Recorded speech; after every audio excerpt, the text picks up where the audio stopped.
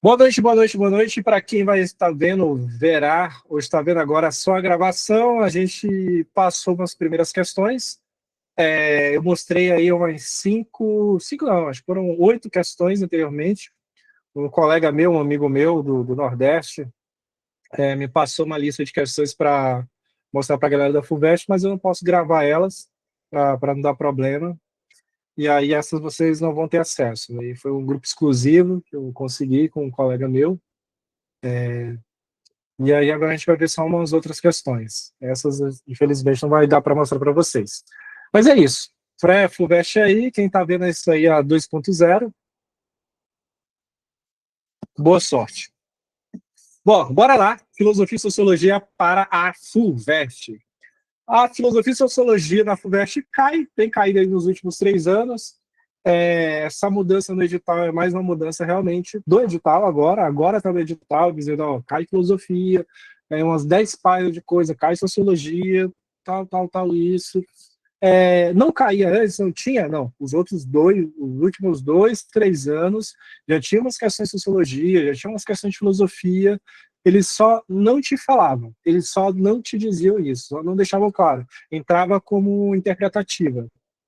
E interdisciplinar, é a melhor fala. E agora tem explicitamente, você viu aí quem viu o simulado, se não viu o simulado da FUVEST, é bom dar uma olhada no simulado da FUVEST, dá uma olhadinha, vê as questões como foi, como caíram, você vai ver que não está tão diferente dos últimos 2, 3 anos da FUVEST. Quer ter uma base boa? Olha a Unicamp. A Unicamp desse ano, dá uma olhada na Unicamp do ano anterior, você vai ver que tem questões sobre questões indígenas, questões sobre minorias, sobre pessoas negras, sobre PCD, sobre latifúndio, sobre cultura. Então, dá uma olhada na FUVEST, você vai ver que isso vai parecer muito com o que é. Dá uma olhada na Unicamp, vai parecer muito com o que é a FUVEST. Acho que é um bom norte. As questões podem ser interpretativas? Beleza. As questões podem ser interpretativas. Só que são textos longos. Você tem que ter um jeito de ler aquilo. A de filosofia é um pouco mais difícil que o Enem e um pouco mais fácil. Vou explicar por quê. É um pouco mais fácil por quê? Porque você não precisa saber especificamente o conteúdo do filósofo. Às vezes, pela questão, você vai conseguir responder. Se você sabe o conteúdo de filosofia, eu não vou fazer revisão mais aqui de filosofia do tipo, não vou passar por toda a história, explicar sociologia, teve umas revisões passadas que a gente fez isso, e a questão vai ficar repetitivo também, vai demorar bastante. Eu vou só responder algumas questões e mostrar como a gente responde essas questões. Então, se torna mais fácil assim, porque não tem, o Enem às vezes tem umas questões que ou você sabe ou você não sabe, assim. Você sabe, sei lá, atomismo, Demócrito, ou você sabe ou você não sabe. Ligar essas duas coisas. Racionalismo, Descartes, às vezes você sabe disso ou você não sabe. Já é difícil porque não tem bem um conteúdo prévio assim para você estudar. Tem o que está lá no edital, mas às vezes isso não te ajuda bastante, muito. E a interpretação não é a interpretação estilo Enem, é uma interpretação um pouco mais rebuscada. Porque quem faz essas provas são pessoas que provavelmente passaram pela filosofia da USP, passaram pelas ciências sociais da USP. E principalmente na filosofia tem um jeito de ler, tem um ensinamento francês, tem uma tradição do jeito que se lê um texto filosófico, do jeito que se lê um texto, se interpreta. E é basicamente isso que eu vou tentar explicar para vocês. Eu acho que as questões de sociologia, e principalmente de filosofia da FUVEST, dá para ser resolvido com PLEA. PLEA é Prática de Leitura e Escrita Acadêmica. É uma disciplina da USP, tem no YouTube essa disciplina, Prática de Leitura e Escrita Acadêmica. É uma disciplina que ensina como ler um texto de filosofia, como ler um texto geral também, como você vai fazer fichamento expresso, um fichamento tipos, né? O jeito que você vai escrever, o jeito que você vai ler o texto. E olhando para as questões da FUVEST, eu percebo que tem muito isso. Dá para ver ali, pô, tem uma carinha de alguém que fez o PLE, tem uma carinha de alguém da USP, tem uma carinha de alguém de filosofia do departamento. Eu até imagino essa pessoa escrevendo essa questão. Porque não necessariamente ele vai te perguntar, às vezes, como no Enem, tinha uma questão lá sobre hobbies, e a resposta era que quando alguém deseja alguma coisa no estado da natureza, todo mundo deseja, e é uma guerra de todos contra todos. Hobbies, Enem, bem direto assim, você saber o conteúdo. A FUVEST não, a FUVEST ela ia te dar mais uma cara assim de como se você fosse um professor, se você fosse explicar aquilo para alguém. Ó, tem esse texto aqui, tenta explicar ele para alguém, tenta escrever de outra forma. Qual é a frase que se adequa? Vai ter essa questão assim. Vai ter uma questão com um texto filosófico pedindo para você explicar a alternativa que explica o texto. Basicamente é isso. Vai ter uma questão desse jeito. E aí você tem que saber ler. Se eu sei ler, não, você não sabe ler. Se você soubesse, a gente não estava explicando aqui como ler. Eu descobri isso na faculdade, que eu também não sabia ler. Quando você vai lá se debater com o texto, você descobre. Então, bora lá. Ah, tá enrolando muito. Tô enrolando muito. Vamos lá. Bom, a prática de leitura e escrita acadêmica, o PLE, o que tem que ser feito? E é isso que vai ser feito numa questão. Vai ser a reconstrução e a avaliação da argumentação. O que o PLE ensina? Essa disciplina da USP, ela ensina. Tem no YouTube. Ah, eu vou fazer ela agora de hoje, não. Tem no YouTube o semestre todo, né? Assim, de uma hora para outra você vai aprender, não. E a gente, nessa disciplina, a gente faz os fichamentos, entrega, algum corrige, devolve. Então, tem esse esquema de ir e voltar o texto. Bom, o que o PLE ensina? O PLE ensina a analisar a estrutura lógica dos textos, identificar a tese central, a ideia principal do autor, os argumentos que sustentam aquela ideia. Então, o curso ele vai ter esse forte componente de análise argumentativa e de pensamento crítico. E é basicamente isso que o vestibular vai cobrar. E eu falei sobre isso com um professor lá do departamento, que tem até um livro didático. E depois, lendo aqui, relendo, fazendo slide, eu lembrei de ter conversado com ele, ele falar que as questões são de análise argumentativa. Você faz uma análise daquela argumentação. Então, o aluno não precisa aprender macete, não precisa aprender isso e aquilo, porque ele consegue responder sim. E olhando para as questões da FUVEST, você vê muito disso. E o que a FUVEST exige? A FUVEST existe, na maioria das questões de filosofia e na de sociologia também, se botar um barra sociologia, ela apresenta um texto de um autor, um texto de um filósofo, de um sociólogo, e pede para o candidato identificar o que ele está pensando, ou resumir o que ele está pensando, ou avaliar a ideia contida nele. Ver se a pessoa soube ler. Ah, então é só ler, vou fechar lá, vou fechar o vídeo agora, é isso, correu para o abraço. Não, não é só isso. Isso requer capacidade de reconstruir a linha de raciocínio do autor. Então, reconstruir a linha de raciocínio do autor é isso que a gente vai tentar fazer em umas 4 questões, depois eu vou mostrar outra. Vamos lá. Essa questão é do exame de transferência externa da USP, eu já expliquei para vocês, tem um exame de transferência externa da USP, é a FUVEST que faz, e eu peguei essa questão de lá. Vou dar aqui um minutinho para vocês lerem, como estivesse fazendo a questão, depois eu mostro as alternativas. Professor, mostra as alternativas antes. Não, cara, você começa pelo texto aqui. Aqui, cadê minha caneta, laser, aqui. Você começa aqui, é esse que a gente vai ter a aprender na 4 questão, depois vai para cá. Tem que fazer isso. Ah, eu não gosto de fazer assim. Não, você não tem que gostar. Você vai fazer do jeito que eu estou mandando. Você vai ler desse jeito, depois ir para o texto e as alternativas. Beleza? Então vamos lá. Lê aqui, lê aqui. Vou te dar um minuto.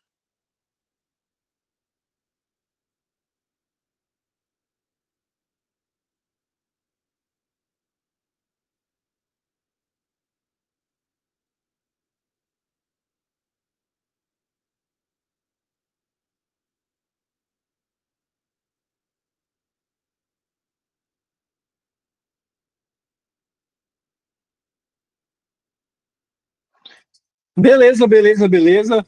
E as alternativas? Bora lá, bora primeiro aqui ver o texto. Eu vou mostrar as alternativas 30 segundinhos aqui, mais rápido, a gente volta para analisar ela.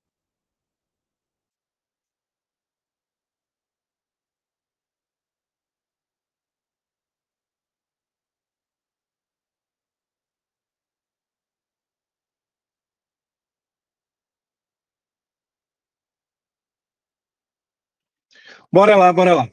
Essa daqui. Bateu o olho, viu? O exceto entrelaça com o princípio pensamento renascentista ao enfatizar. Beleza. Se você sabe o que é princípio, pensamento renascentista, renascimento, você vai para a letra C. Você vai para a letra C. Essa é para transferência externa. Entendeu? Essa é para transferência externa. Só que assim, se você olhar a nota de corte, a pessoa tem que ter fechado quase. Porque são só 2 vagas para aquele curso, ou uma vaga só. Então a nota de corte sempre fica lá em cima. Bom, se você vê pensamento renascentista, agora é o homem no centro, antropocentrismo, rejeição da tradição, rejeição da escolástica, o novo, valorização da natureza, do corpo, beleza, autonomia, liberdade humana, Kant, esclarecimento, iluminismo, isso tudo tem que vir na sua cabeça. Mas não tem? Volta aqui. Vamos lá, vamos ler o texto. Algumas questões vão ser assim. O texto vai te dar a resposta. No entanto, se você sabe o conteúdo, você vai mais rápido. E para uma prova, quanto mais rápido você vai numa questão, sobra tempo para uma de matemática, sobra tempo para um cálculo. Principalmente nessa prova que é mista, diferente do Enem que vai separar por área, um dia você vai fazer português, vai fazer matemática, vai fazer química, e te ajuda a saber responder algumas mais rápido. Mas o que eu quero aqui não é te dar o gabarito, como alguns professores prometem, de formas que a Polícia Federal não gostaria que fosse feita. O que eu quero aqui é te mostrar como ler um texto filosófico, como ler um texto de sociologia, como ler um texto. O que eu quero aqui é que a gente reconstrua e avalie a argumentação. Se você sabe reconstruir e avaliar a argumentação, você responde tudo. Mas demora. Não, você tem que começar a fazer isso rápido. Vamos lá. E aí, com a sua caneta, você tem que riscar. Sua prova tem que ser pingando. Pingando. Lágrimas? Às vezes sim, mas a caneta ali que você vai riscando. Tem que ser assim. Se você sair com sua prova em branco, branco, não valeu, não valeu. Alguma coisa está errada. Não deixa. A FUVEST eles não deixam, realmente. Não deixa você levar para casa e não deixa você tirar pedaço dela. Então, para quem gosta de fumar aí, por favor, não tira pedacinho para fumar no banheiro, senão eles vão achar que você está colando. Aguenta um pouco. Até você explicar que só queria bolar uma coisa ali com a prova. A pessoa chegar em casa e falar, e aí, como foi na FUVEST? Respondeu tudo, foi bem? Pô, respondeu tudo, foi bem, não sei, mas que eu fumei daquela prova. Vamos lá. Ó, aqui minha caneta.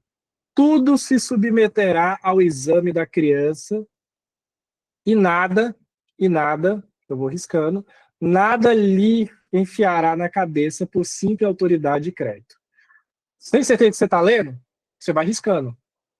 Tudo, eu faço isso aqui. Tudo se submeterá ao exame da criança e nada lhe enfiará na cabeça por simples autoridade de crédito. Beleza. E aí, quando eu vou lendo, eu vou refazendo esse argumento na minha cabeça. Por isso que eu vou passando a caneta. Por isso que isso, a tese. Boa.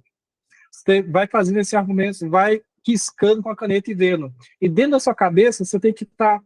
Leu aquela frase, meio que você explica ela dentro da sua cabeça para você. Assim. Tudo se submeterá ao exame da criança e nada lhe enfiará a cabeça por simples autoridade. Entendi. Então, tudo você vai ensinar para a criança e nada você vai enfiar na cabeça dela pela autoridade. E nenhum princípio de Aristóteles, dos estoicos ou dos epicuristas seja seu princípio. Apresentem-se-lhe todos em sua diversidade, apresentem-se em sua diversidade, que ela escolha se puder. E se não puder, beleza, e se não puder, o que, que vai acontecer? Então, eu vou lendo e vou fazendo isso na minha cabeça. E se não puder, beleza, e se não puder, o quê? Se não puder, fique na dúvida. Beleza, então se ela não puder escolher, ela fica na dúvida. Pois só os loucos têm certeza absoluta de sua opinião. Só os loucos sabem. Só os loucos têm certeza absoluta de sua opinião. Tá aí o nosso querido Montaigne. Montagne. Eu gosto, às vezes, de ler errado alguns autores, porque às vezes eu quero escrever eles, eu não vou lembrar como é que escreve se eu aprendo como é que fala em francês. Não, pouco importa, foda-se. Você vai ler como está escrito, que isso vai te ajudar a escrever na hora. Ah, você está falando errado. Ah, foda-se, isso não importa. Você quer. Então, às vezes eu leio errado mesmo, não leio. Ah, não, porque em francês, foda-se, não vou fazer prova lá em francês, vou fazer prova aqui no Brasil e às vezes eu preciso escrever o nome. Então, Montagne, e aí seria uma frase interessante para uma redação. Só os loucos têm certeza absoluta de sua opinião. Quem nunca tiver aberto a aprender, fica difícil.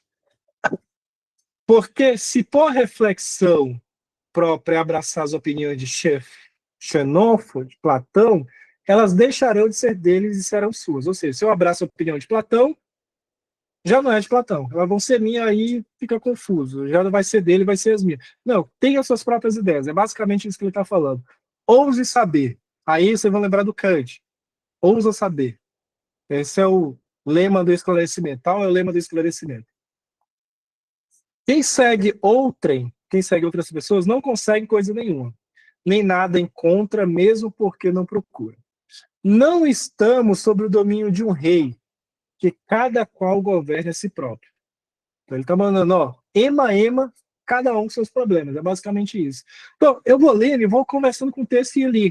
Tem um ponto, eu paro no ponto. Tem uma vírgula, eu paro nessa vírgula. Tem um não, eu risco não. Tem um todo mundo, exceto, entretanto, esse jogo da argumentação, eu vou tentando perceber ali no texto. Ah, você está demorando muito, então, aqui porque eu estou falando para vocês. Na minha cabeça, não vai estar rolando assim. Eu vou estar lendo e fazendo isso também. Então, vocês têm que ler assim. Sei que às vezes vocês estão com isso, mas passa a caneta por toda para ter certeza que vocês estão lendo. Não é só. Cara, é um erro. Você vai errar a questão se você só lê ela aqui, leu, leu, vou marcar. Não, você vai riscando ela, lendo ela devagar, para ver que entendeu a questão.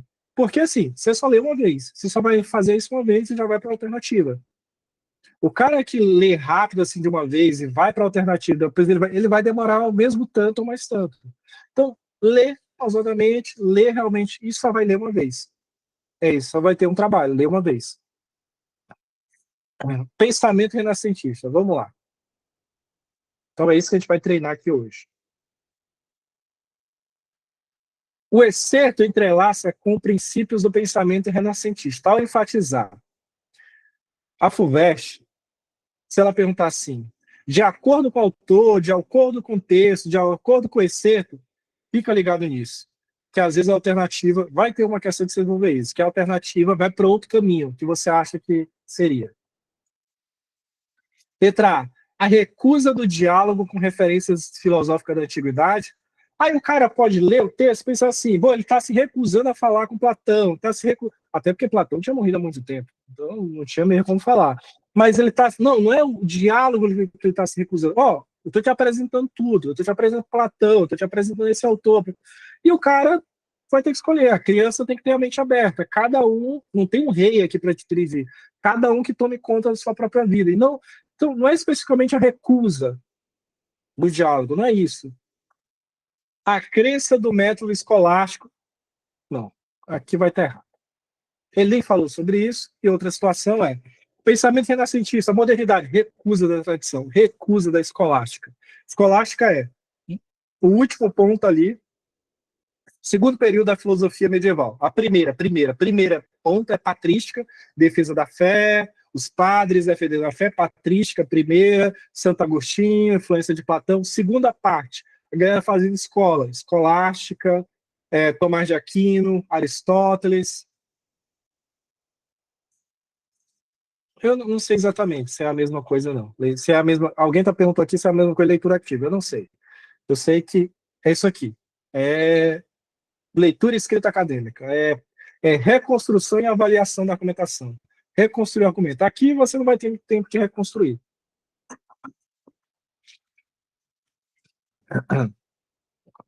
Letra C, o desenvolvimento de autonomia do pensamento e das formas de expressão. Essa daqui. Esse texto poderia ser um texto do Kant, o que é o esclarecimento. Poderia ser um texto de outro iluminista.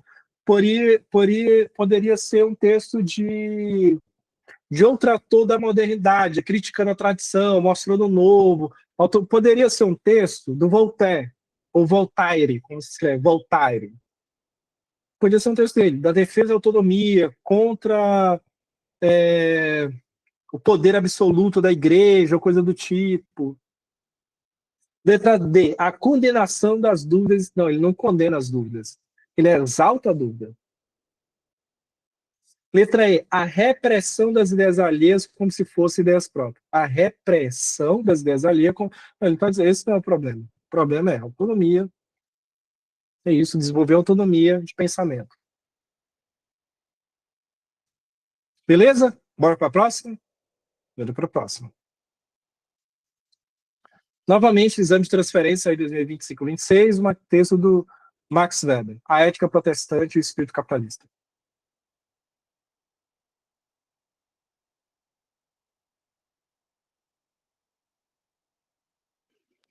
O comentário, a prova de transferência não é mais difícil que a ProVest, não. Fica difícil porque a concorrência vai ser alta. Ao invés de você estar concorrendo para 25 para vagas, você está concorrendo para uma vaga, 2 vagas.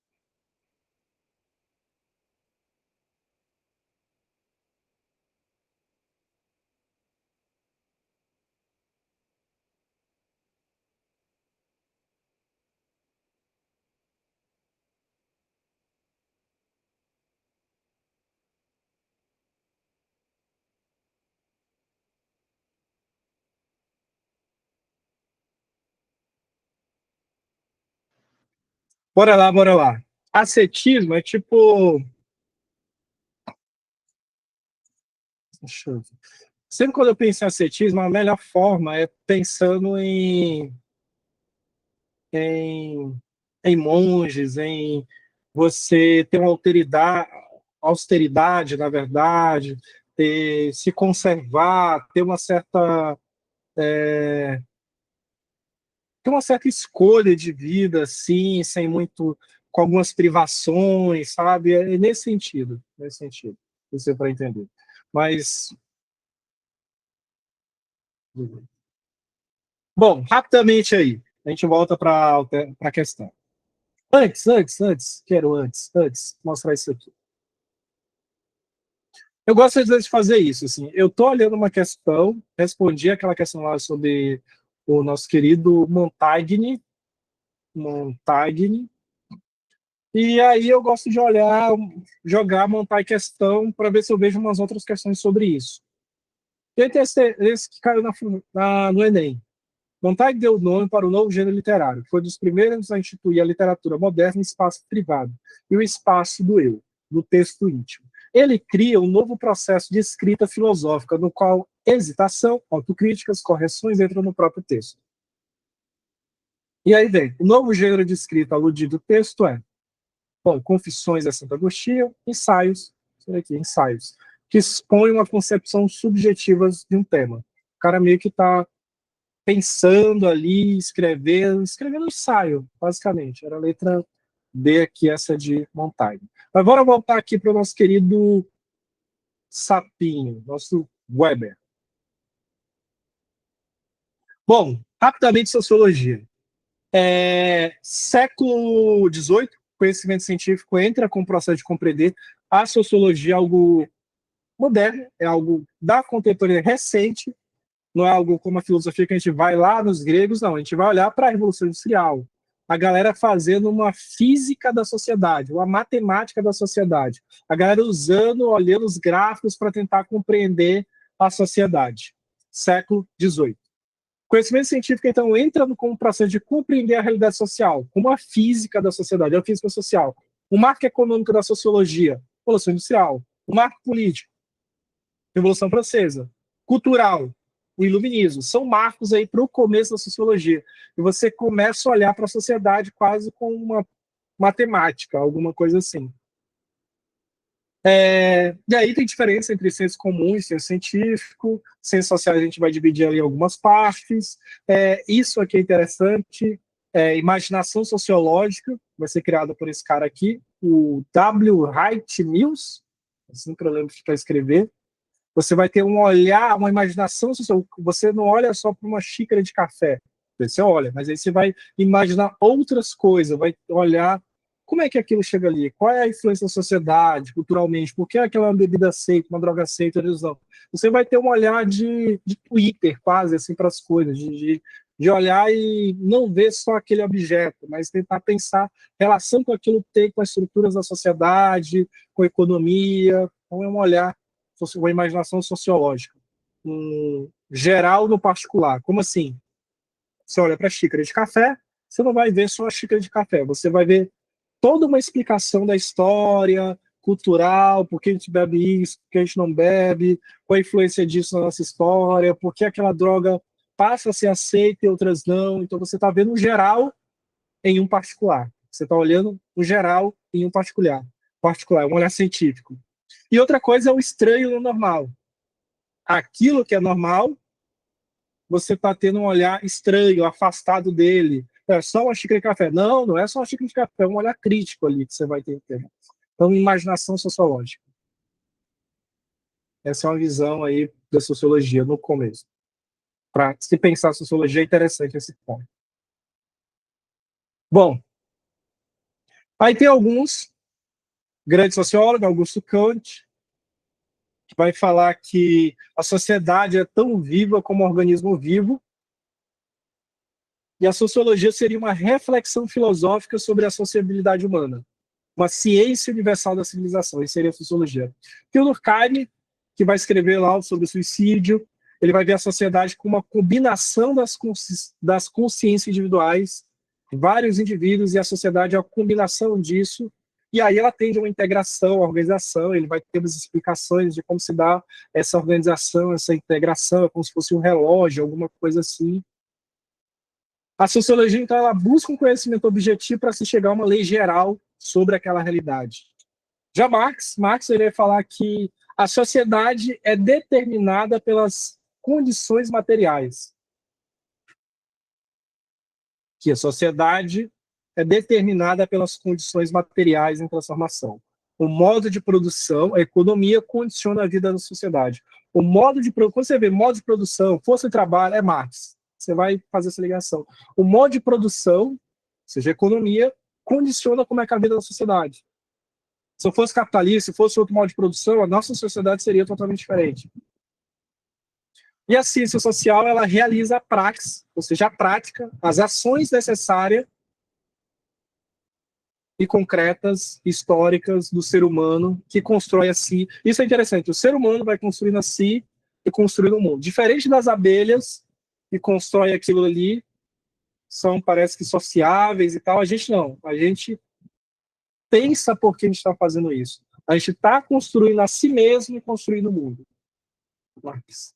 E o Weber ele vai olhar para a sociedade e vai dizer que a sociedade ela é um complexo de significado de valores de uma época. E as ações humanas elas são dotadas de um sentido para os indivíduos. As ações que a gente faz têm um sentido para os indivíduos coletivos. Então a sociologia vai interpretar o sentido que orienta toda a ação social. Bom, e aí eu vou explicar mais algumas coisinhas.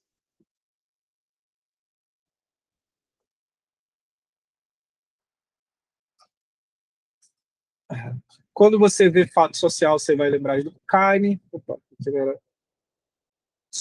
Anomia, ausência ou capacidade no tecido de regular as condutas dos indivíduos, anomia, quando o Estado está falhando. O Estado falhou, isso é anomia, Durkheim.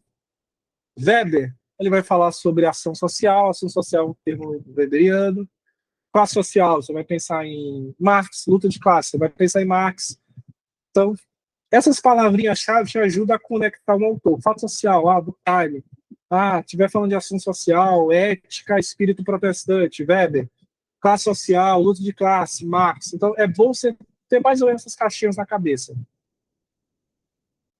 Tem alguns sociólogos contemporâneos, como o Manuel Castro, que sempre contém sobre sociedade em rede, vai falar sobre esse cara. Que ele vai analisar as mudanças geradas pelo fluxo intenso de informação, a sociedade em rede. Como isso remodela as estruturas de forma veloz, de forma rápida, e estabelece um novo padrão, um novo processo. Essa é a sociedade em rede. Esses fluxos intensos de informação, de remodelação, e esses novos processos que vão acontecendo nessas redes. E o Bauman, todo mundo já ouviu falar do Bauman, ele vai falar da enfraquecimento da vida coletiva, opções por solução individual, agora você escolhe coisas individuais, criação de um mundo líquido, um mundo que as relações são fluidas, as conexões, você se conecta com a pessoa e desconecta facilmente, essa modernidade líquida. Bom, mas eu quero ainda falar desse carinha aqui. Bom, essa é a introdução rápida em sociologia. Como eu não dou sociologia para vocês, acho importante. Quer dizer, acho que para todo mundo aqui, nenhum daqui eu dei sociologia. A gente mostrar isso aqui. Cadê? Estou abrindo aqui um outro slide, só para vocês saberem. Mostrar essa questão aqui.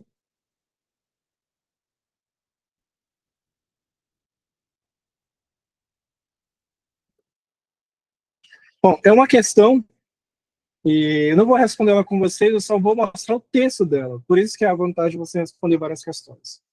Em A Ética Protestante e o Espírito do Capitalismo, Max Weber investiga a relação entre a ascese religiosa, em sua versão protestante, e as raízes culturais do capitalismo. A ética daquela religião e como isso tem uma conexão com o capitalismo. Então, ele pensa nessa determinação do cultural sobre a economia, como essas coisas se unem, como a ética protestante entra ou fortalece ou mexe ou estrutura o espírito do capitalismo.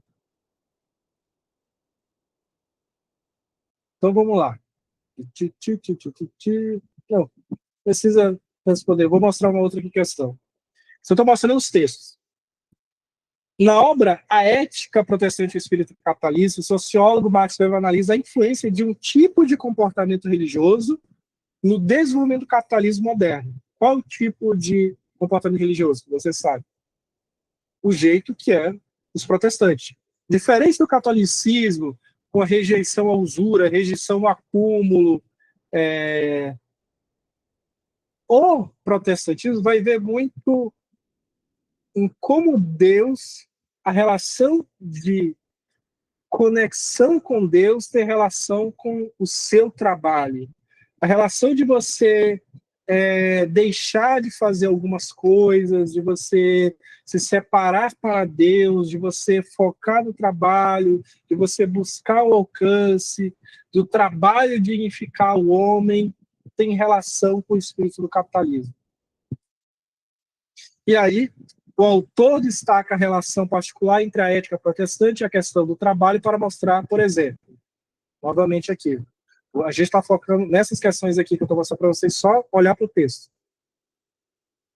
O trabalho deve ser encarado como um dever, uma vocação e não como uma obrigação, uma vocação divina. Trabalho. Se você pega a origem do trabalho, a palavra trabalho tem a ver com tripalho, que é um instrumento de tortura. E a visão que vai ter por muito tempo é que o trabalho é algo não digno, que o trabalho é para uma classe mais baixa, que então vai ter essa visão ruim. Não, aqui é um dever, é uma vocação, não é uma obrigação. E o aumento do salário não significa aumento da produção, aí já é outra coisa. Vamos ver se tem outra questão aqui. Aqui. Mudança na concepção do trabalho. Atividade penosa no começo, depois a igreja não trabalhar seria igual a pecado. Lei, o governo começa a criar lei que impune quem não trabalha. E aí a representação clássica é da fábula da cigarra e da formiga, que é de 1855, desculpa. Isso de a cigarra não faz nada, a formiga trabalha, e quando vem inverno ela sobrevive, e a cigarra se fode, que a cigarra não fazia nada. Novamente, ensinando para as crianças, ensinando para as pessoas, internalizando a dignidade do trabalho. Você tem que trabalhar, o inverno está chegando. Então, vai mudando a visão sobre o trabalho. E como isso tem relação ali com o protestantismo, tem relação com esse espírito do capitalismo. Beleza. Vamos voltando aqui para a nossa questão inicial.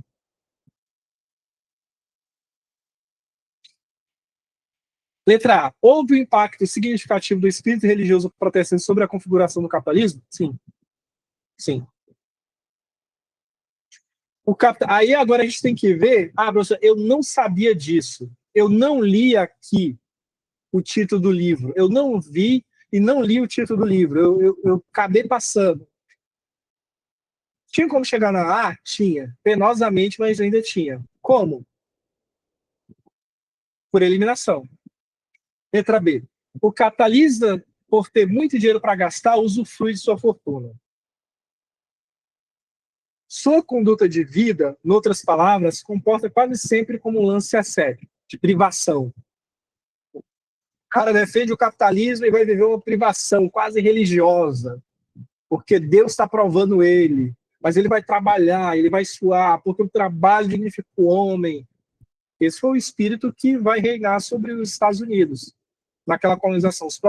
Ali o protestantismo é mais forte. Aqui, para a gente, veio o catolicismo. A gente perdeu aí nessa batalha religiosa. Sua conduta de vida, falava, comporta quase sempre como um lance a sério. E aí ele fala lá em cima. Ou seja, não é raro, mas bastante frequente encontrar nele uma dose fria de modéstia. De sua riqueza, nada tem para si mesmo. De sua riqueza, nada tem para si mesmo. Letra B, o capitalismo sua origem, o capitalismo, por ter muito dinheiro para gastar, usufrui de sua fortuna. Não. Porque aqui está dizendo o seguinte, mas não raro, mas acontece sempre, basicamente isso que eu estou te falando, encontra nele uma dose de modéstia. De sua riqueza, nada tem para si mesmo, a não ser a irracional sensação de cumprimento do dever profissional ou do cumprimento da ordem divina. O cara é pobre, mas está ali, focado. Então, não pode ser letra B. Letra C. O capitalismo, em sua origem, nada tem a ver com o elemento dos ascetistas. Eu não sei o que é isso. Então, eu vou marcar essa. Pô, não é assim que funciona. Não é porque você não conhece a palavra que você marca. Só essas outras alternativas, você, pô, essa daqui não é, essa daqui não é, essa daqui não é. De jeito nenhum, só pode ser essa. Aí vai com essa. O que ele está dizendo aí na letra C é o seguinte: o capitalismo, em sua origem, nada tem a ver com esses elementos de privação, esses elementos quase religiosos aí, de monastério, de você ser ascético, você ter uma separação, ter uma privação. Basicamente o que ele está falando aqui, ó, sua conduta de vida, em outras palavras, comporta quase sempre com um certo lance, ele está dizendo isso, se comporta como ascético. Ou seja, não raro, mas bastante frequente, encontra nele uma dose fria de modéstia. Modéstia, riqueza não tem, modéstia tem, se comporta quase como se fosse um monge, e ele falou isso. E aqui diz que nada tem a ver. Como nada tem a ver, se ele te falou lá no texto que tem a ver. Letra D. Os ostensivos sinais de riqueza são compreendidos como necessários para gerar a sensação de cumprimento. Então, não é os sinais das riquezas. Porque, novamente, se eu for reler, mas você vai ter lido só uma vez, não é isso. Letra E. A reforma foi um movimento que se limitou a alterar, aqui essa palavra te entrega que tem algum problema. A reforma foi um momento que se limitou a fazer isso. Fez somente isso. É apenas isso. Pô, essas que são muito fortes, tem grande chance de estar errada. Vamos ver a alternativa que é muito forte, mas tem grande chance de estar errada. Então, sobre aí, letra A. Houve um impacto significativo do espírito religioso protestante sobre a configuração capitalista. E é isso. Beleza?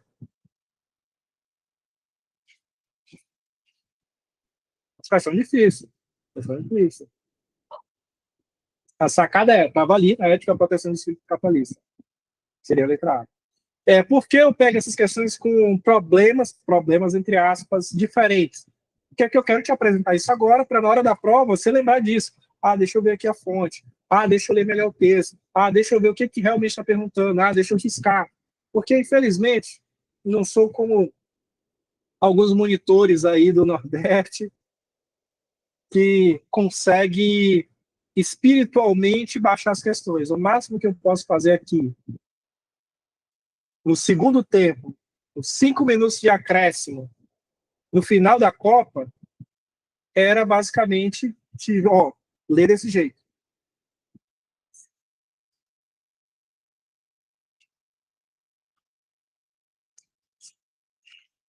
Vamos para a terceira aí. 30 segundinhos para você olhar aí as duas coisas. Aí vamos para as alternativas.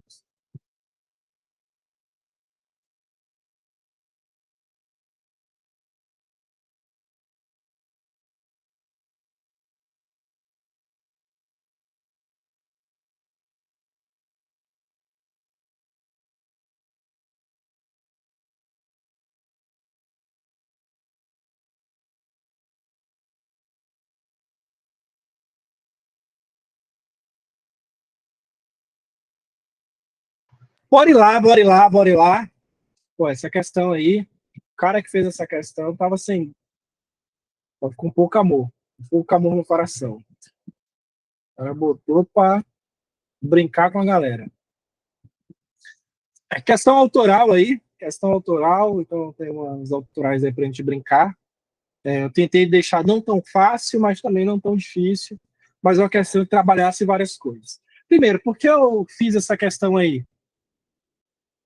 Por que eu fiz essa questão? Bom, João Cabral de Melo Neto, pode cair? João Cabral de Melo Neto em relação com a leitura obrigatória da FUVEST. Você sabe qual é a leitura obrigatória da FUVEST?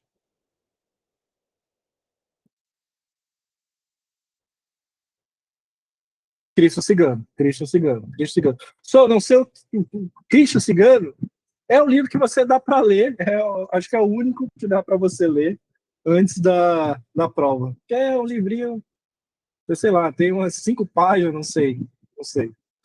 Bom, João Cabral de Melo Neto foi um poeta brasileiro, contou a lenda do Cristo Cigano. Que porra é Cristo Cigano? Para quem tá boiando aí, talvez. Era o Cristo que era cigano? Não, é a imagem de Cristo. O cara precisava de alguém sofrendo, chorando, em dor, que era para ele poder fazer a estatuazinha ali. Então, ele não estava conseguindo imaginar muito.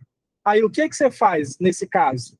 Pô, eu preciso de uma imagem, você não tinha o GPT, me deu uma imagem de alguém aí triste, chorando, sofrendo, que é para eu fazer a estátua aqui, não tinha o GPT. Ah, vou matar alguém, né?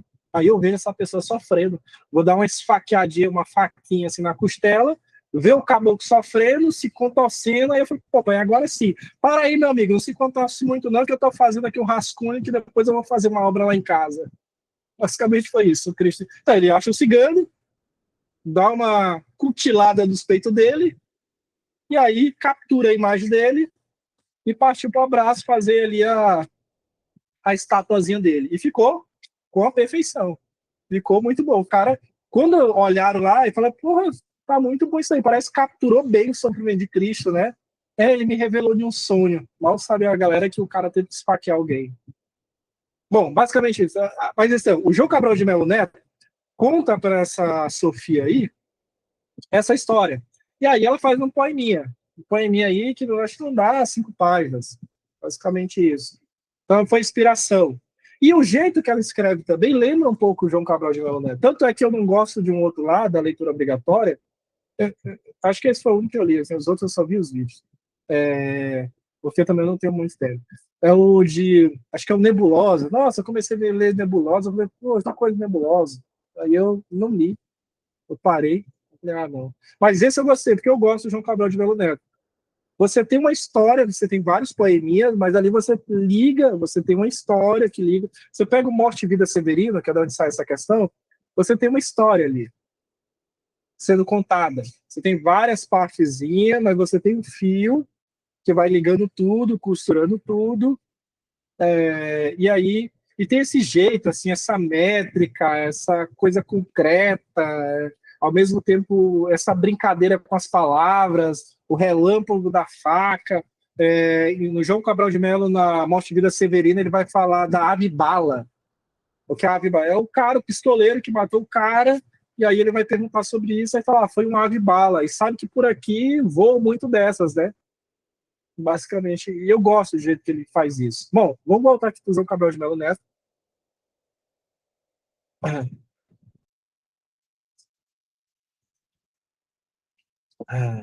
Interessante, fato curioso aí. Bora lá. Tem duas aqui. Tem uma imagem do Sebastião Salgado. Pessoal, quem é Sebastião Salgado? Ele era um salgadeiro que vendia salgado? Não. Sebastião Salgado era um fotógrafo. Acho que eu falei para vocês em outra aula. morreu recentemente, era um importante, acho que um dos maiores fotógrafos do mundo, brasileiro, Minas Gerais. Tem várias fotos dele ligadas ali aos camponeses, à pobreza. Ele ganhou uma grana violenta com os pobres, tirando foto da galera. Mas algumas dessas fotos, os direitos autorais, ela pertence ao MST.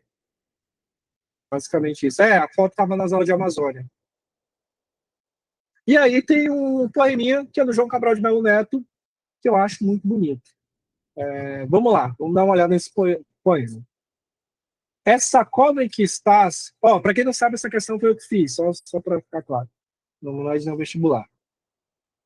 Essa cova em que estás, com palma medida, é a conta menor que tiraste em vida. Cara, isso aqui... eu não entendi. Tem um cara, tá morto, sendo levado para enterrar. O livro, O Morte e Vida Severina... Só um momento aqui. Olha aqui. Esse é o livro. Morte e Vida Severina. Era PF batendo na porta. Morte e Vida Severina. E muito bom, também chamado de um conto, O Alto de Natal Pernambucano. Basicamente, essa que é uma edição comemorativa. O que é esse livro aqui? Só vai cair esse livro? Acho que não, mas eu quero falar. Então você vai lanchar e depois você volta, tá? Vai ser agora aqui eu falar das coisas que eu gosto. Esse livro, basicamente, assim como o da Sofia lá, e é por isso que eu gosto dela também, a métrica é muito bonita, mas também que tem uma história. Você vai ver as coisas e vai ter uma história, o começo, o meio e o fim. Vai ter os acontecimentos. Ao contrário da Nebulosa lá, que é uma caixa de qualquer coisa, sabe assim. Não é bonito, não. Bonito não é. É escrito de um jeito horrível, jogado ali não tem uma ordem. Não, eu comecei a ler, eu falei, é pequenininho esse livro, eu vou ler agora. Comecei, não. Eu parei no título. E aí eu vi uma análise que alguém ainda falava assim, ela escreveu numa linguagem rebuscada para a época. Se era uma linguagem rebuscada na época, e agora? O quê? Não, eu prefiro, sei lá, ler alguém do Barroco, alguma coisa assim. Mas bora lá. E aqui, nesse livro, basicamente, A Morte e Vida Severina, ou Uma Vida Severa, o nome do cara é Severino, ele começa a história, tá lá no sertão, Pernambuco, e já teve questão de geografia sobre esse livro. Por quê? Porque o livro começa ele no sertão até ali a capital, até passando pela zona da mata, indo ali para o litoral. Ele está pobreza, não consegue plantar nada, o pessoal está morrendo, e ele fala sobre isso, aí é o caminho dele até chegar lá. Ele chega na cidade, aí eu vou dar spoiler para você, chega na cidade, percebe, pergunta para ele o que você está fazendo, ele fala, eu sei plantar, eu sei roçar de tudo. Pô, meu amigo, você está na cidade, e agora? Você se fudeu. Aí ele fica triste, vai para uma ponte, saltar da ponte. É assim que termina o livro, não vou dizer se ele salta ou não salta. Mas a última parte, o último é muito bonito. E aí, basicamente é isso. E esse trecho que eu peguei, eu vou ler para vocês o final. Assim, eu vou pular aqui para vocês o final. Me lembrem disso. Lembrem disso antes da acabar a aula, eu leio o poema final aqui.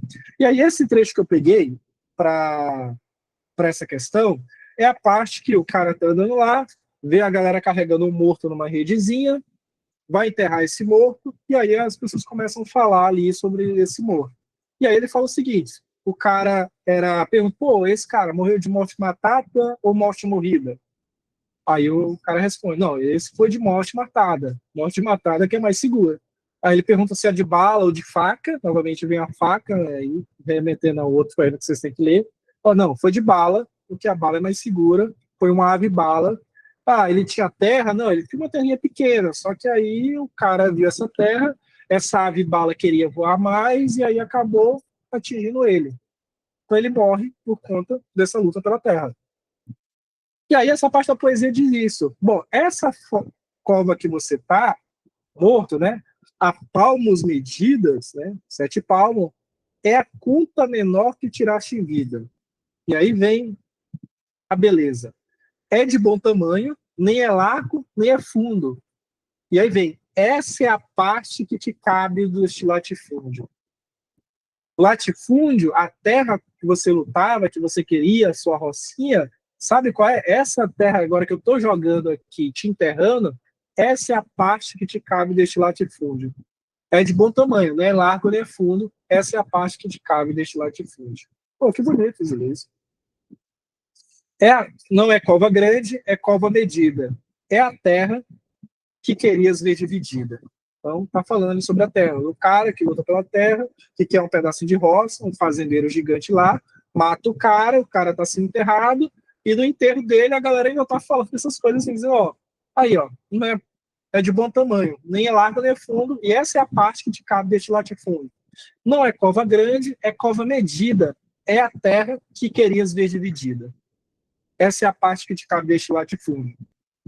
Esse pedaço que você vai ser enterrado. E aí a poesia continua, fala sobre, ó, agora você vai ter sapato, agora você vai ter um bom terno. A terra que você queria tá aí, a terra que você queria é essa, sendo enterrada agora. É bonito isso, é bonito. Bom, continuando. Bom, esse é o trecho, aí você tem a foto de Sebastião Salgado. Sebastião Salgado sempre tem as fotos que eu mostrei dele na aula de Amazônia, era sobre Serra Pelada. Novamente ele captura. Tem um texto, acho que é a Filosofia da Caixa Preta, que vai analisar a filosofia sobre a fotografia. Eu estou lembrando mais ou menos, eu não sei direito como está escrito, mas é interessante, quando você olha para uma foto, a foto não é só uma foto, é uma escolha de um recorte que aquele cara tentou capturar do mundo.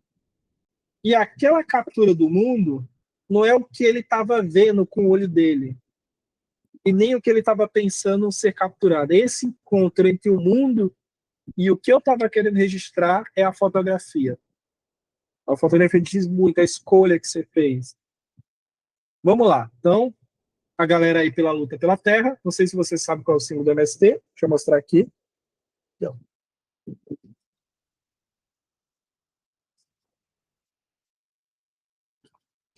Então, ele pega bem esse símbolo aí. É uma galera com foice, inchado, trabalhadores, gente pobre, camponês. Eu acho que essa daqui é no sul do país, essa foto, o MST começa lá. E aí você tem do outro lado o texto de João Cabral de Melo Neto, falando sobre luta pela terra.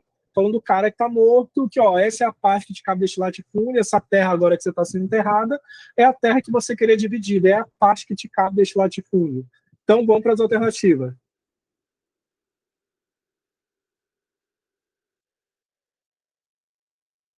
Bom, considerando a imagem e o texto, pode-se afirmar que a fotografia de Salgado privilegia a documentação histórica de um único indivíduo. Tem um único indivíduo aí? Um único indivíduo? Não, cara, pô, aí você tá com problema. Não, professor, eu marquei essa, eu não me tô. Então, por isso, novamente, eu estou trazendo essas questões para você aprender a ler. Você vai, as alternativas você vai marcando. A fotografia de Salgado, aí é o momento que você olha para cá, aí você volta. Privilegia a documentação histórica de um único indivíduo. Opa, de um único indivíduo, você já parou por aí. Então você tem que ir marcando para saber afirmar que você está lendo. D.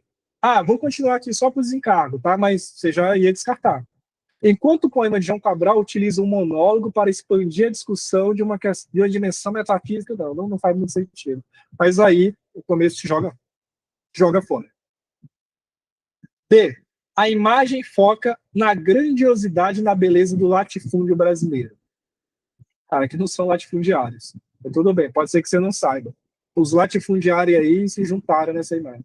Enquanto o poema utiliza a métrica livre e o verso branco para expressar a confusão e desesperança do retirante. Não é uma métrica livre, não. Você vê que não é. Não é. É bem, bem feitinho. Se você pegar aqui, ó, medida, vida, fundo, cadê? Fundo, latifúndio, medida, dividida. Tem uma sonoridade, tem uma musicalidade, tem um jeito que vai ser. Com palmo medido é a pé tirado em vida. É de bom tamanho, nem largo nem fundo. É a parte criticável deste latifúndio. Simetria, métrica. É a mesma coisa que você vai olhar na Sofia. Não a Sofia que está na aula, a Sofia que escreve o livro. Letra C. A fotografia utiliza o enquadramento e a expressividade para documentar a luta e a coletividade. Ok, coletividade. Diferente disso daqui. Enquanto a poesia usa o diálogo e o rigor formal para sintetizar a exclusão. Era o que você marcaria também no caso lá da Sofia. Poesia usa o diálogo e o rigor formal para sintetizar a exclusão. A exclusão, no caso, a exclusão do trabalhador do campo, a exclusão desse cara, a exclusão do cara que queria reforma agrária, do cara que queria um pedaço de terra, mas a única terra que lhe cabe, essa é a parte que lhe cabe deste latifúndio, onde eu estou te enterrando agora. Essa é a terra que você queria ser dividida, a cova. Essa é a única parte que te cabe nesse jogo. Então, letra C, certo. Em ambas as obras, a linguagem é predominante descritiva e naturalista, eu só não sei. Evitando qualquer recurso simbólico. Não tem um recurso simbólico? Tem um recurso simbólico. Tem um recurso simbólico. E mesmo nessa fotografia aí do Sebastião Salgado, tem um recurso simbólico. Essas inchadas, essas foices, essas levantadas, é a luta pela terra. Não é a luta contra o agressor, não é a luta contra, é a luta pela terra.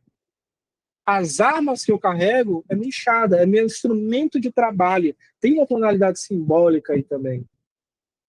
Isso não. Quando se levanta essas enxadas, essas foices, não é tipo para o confronto, para uma briga armada, para o tiroteio. É mostrar isso é meu instrumento de trabalho. É por isso que eu luto. É minha luta pela terra. É o latifúndio que eu quero ver dividido em várias propriedades. É a terra que eu quero ver dividida. Tem um simbolismo também. Não quer demonstrar a violência, mas quer mostrar a pobreza, quer mostrar quem são as pessoas e os instrumentos que eles carregam. Eles não carregam metralhadoras, não carregam uma arma, uma espingarda.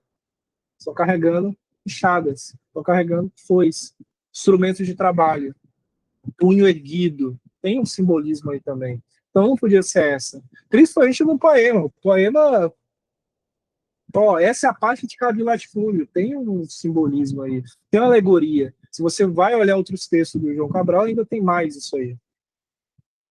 Bom, letra E. A fotografia utiliza o contraste e a luz para idealizar o trabalhador rural. Sim.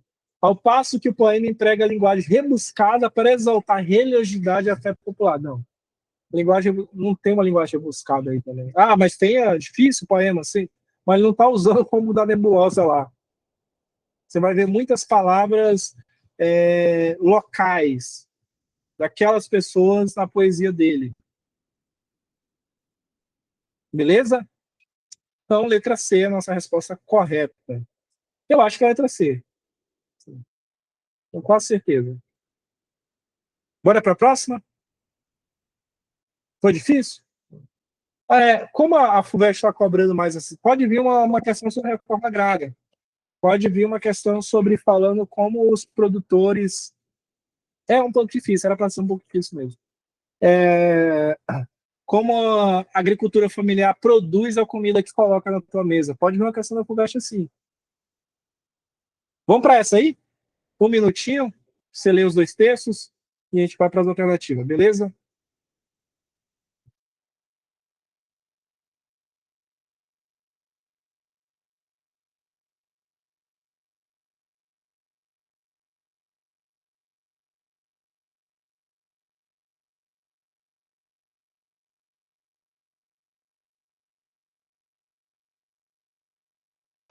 Bora lá, bora lá, bora lá.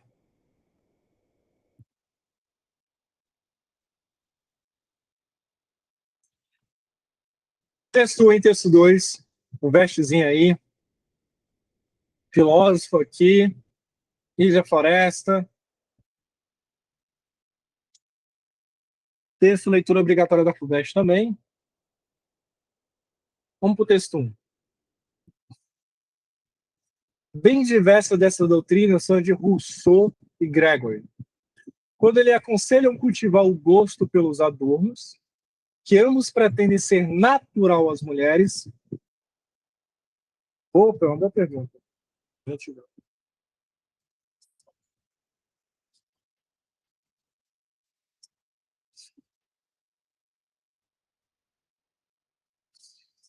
Ó, até pesquisei aqui porque eu queria ver. É uma palavra que vem do francês, eu queria ver como é que era em francês. Ah, cadê? Coquetille. Derivado do francês, o termo originalmente descrevia o comportamento exibicionista de um galo, mas passou a ser usado no século XVII para descrever a sedução humana. Então tem a ver com galo, e coqueterier, o coquetismo, tem a ver com essa dança exibicionista de um galo, mas aí passou no século XVII a essa questão da sedução humana.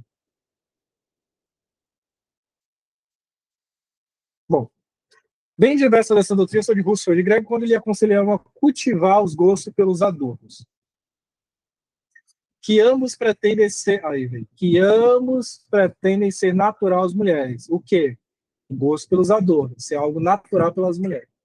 E embelecer os dotes do corpo, tirando a beleza, tirando da beleza física e do artifício meios para subjugar os homens. Todos os que têm escrito sobre a educação da mulher pregando tão errôneas doutrinas e considerando debaixo do ponto de vista puramente material, ou seja, apenas do objeto ali da vista, não tem feito mais do que tirar-lhe toda a dignidade de sua natureza. Olha a crítica que ela está fazendo. Rousseau e o Gregory estão dizendo o seguinte, ó, papel da mulher. Ela tem gosto pelos adornos, isso é algo natural dela, então ela tem que valorizar esses dotes do corpo, e isso ela pode, essa beleza física, ela pode usar de artifício para subjugar os homens, para controlar os homens. É quase um red pill aí. Red pill. Ela está dizendo, bom, esse tipo de educação aí, que a mulher tem que fazer isso, tem que se ajeitar, tem que se belezar, tem que se portar, como se fosse só isso, tira toda a dignidade da mulher, toda a dignidade da natureza da mulher. Ao invés do que eles acham que estão, na verdade, exaltando a natureza das mulheres, na verdade, eles estão desprestigiando, estão tornando indigno. Aí vem o texto 2, da Wollstonecraft, Mary. O livro se chama A Reivindicação dos Direitos das Mulheres. É de 1792, o da Gizia Forrester uns 60 anos depois. Não sei se ela teve contato. A gente pode perguntar por GPT, mas eu não pesquisei isso. Não sei se ela teve contato com a obra dela. Se não fosse permitido às mulheres desfrutar de direitos legítimos, elas tornarão viciosos não só os homens, mas elas mesmas, a fim de obter privilégios ilícitos.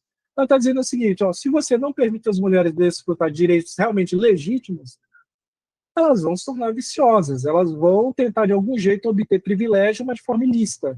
Que forma? Talvez assim, pelo uso da beleza, de artifício, de coisa e tal, e é assim que elas vão tentar chegar ao poder, não da forma que deveria ser. Eu peguei esses textos, dois textos aí, porque relaciona, eu acho, eu estava escutando a aula sobre a Lísia Floresta, e aí eu li alguns trechinhos e vi que se relacionava muito com essa filósofa, sobre a reivindicação dos direitos das mulheres. Eu acho que é uma boa coisa para a FUVEST pegar e comparar as duas coisas, trazer, ou então numa redação você acabar trazendo ela para fazer isso. É difícil de escrever o nome dela, né? Você joga Wool, Stone, pedra, craft, papelão, alguma coisa assim. Wollstonecraft, talvez assim você lembre, é um nome gigante. Reivindicação dos direitos das mulheres. Bom, e aí por que desses dois textos? Porque tem subido muito essa discussão sobre Red Pill, sobre incel, acho que teve uma questão, não sei se foi da Unicamp ou da Unesco que trabalhou isso. Todo mundo sabe aqui, né? Red Pill, que é incel, todo mundo tá ok com isso, né? Se alguém não sabe, a gente tenta... Mas é uma galera que acha que... Aí tem várias divisões entre eles, mas ele acha que tem um grande complô aí das mulheres para dominar na sociedade, as mulheres não namoram com eles porque elas só querem o poder, querem o dinheiro. Aparentemente, então, eles não têm poder, nem dinheiro, nem beleza. É isso que eu leio da leitura deles. E só se interessam nisso, que as mulheres são interesseiras, são isso, são aquilo, e você tem que se afastar. E é interessante esses dois textos, no sentido que, mesmo se você tivesse esse olhar, pega no pé se você citar o nome de um autor errado, não tanto, não tanto. O problema é, quando você cita, alguém perguntou o seguinte, para quem está vendo sua gravação, a FUVEST pega no pé se você cita o nome de um autor errado? Não, se você escreve errado, não. O problema é, se você cita o autor que não tem nada a ver com aquilo. Por exemplo, esse reivindicação do direito das mulheres, você falar que é a Simone de Beauvoir. Não, não é. Ah, não, Platão escreveu então. Aí, pô, aí você foi longe.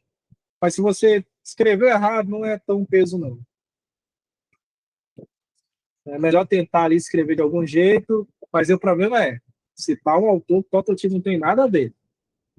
Ah, o Opúsculo Humanitário escrito por, sei lá, Machado de Assis. Pô, aí complicado. Não é só um erro ali de greve, é um erro conceitual, é um erro de mundo. Bom, e aí, mesmo que você tivesse essa visão, você olhando para essa visão Red Pill, dos incel, né, da galera que decidiu o celibato involuntário, né, quer dizer, não se aconchegam com a dama porque involuntário ninguém quer, é chato. O cara tem esse discurso aí no Twitter, não sabe conversar, tem essa visão do mundo, é claro, né? Ninguém vai querer dormir com essa pessoa. Mesmo se você visto para esse discurso do tipo, não, que a mulher é interesseira, que a mulher usa apenas a sedução para ganhar coisas.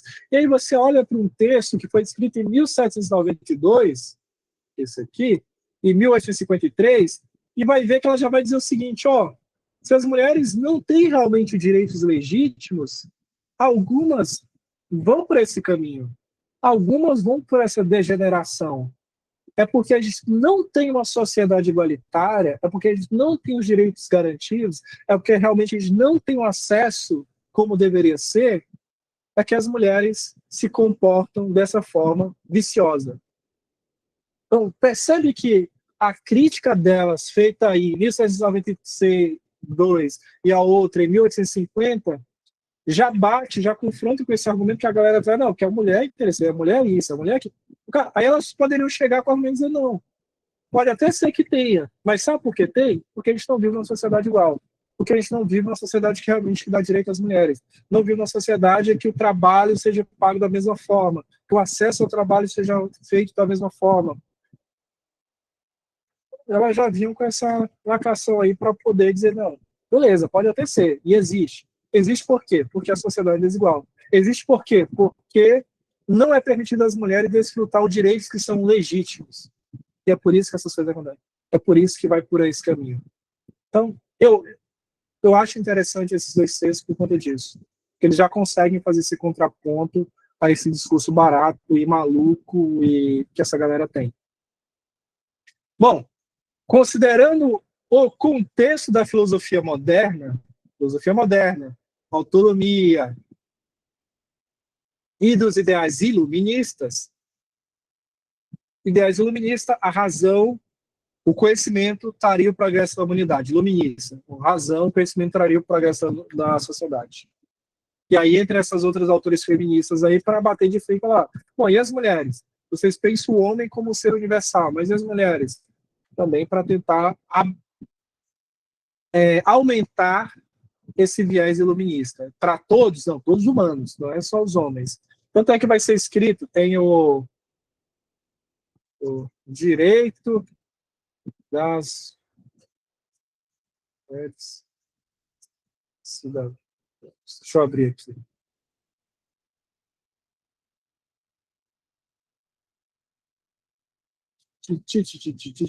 Aqui.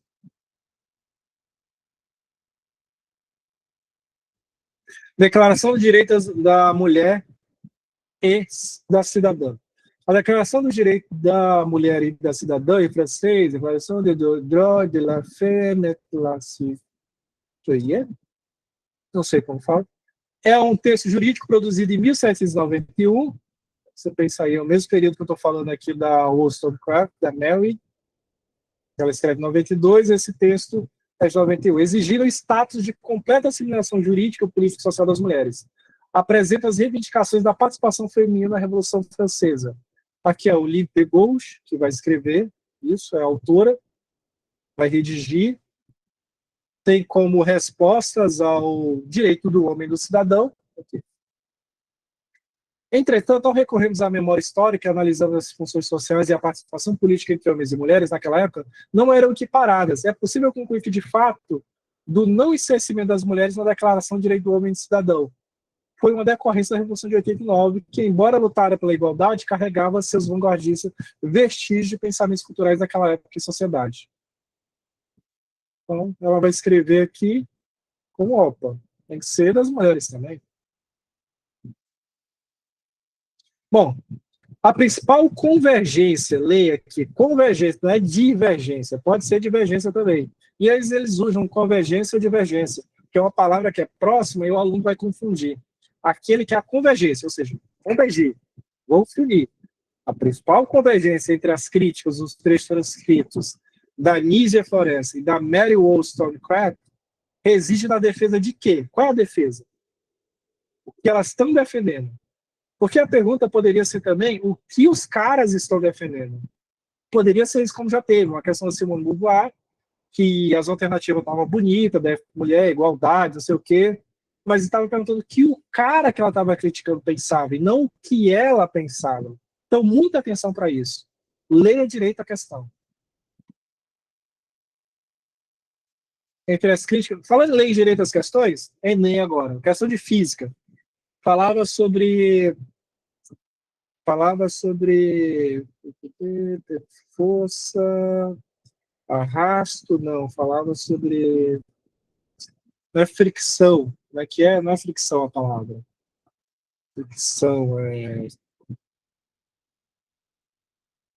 objeto em cima do objeto, atrito. Eu li rapidamente a questão e não li a palavra atrito. Eu pensei, pô, é daquelas questões que tem que é a pegadinha lá da força, se a força muda, o gráfico. Eu olhei, pô, essa força aqui é esse aqui.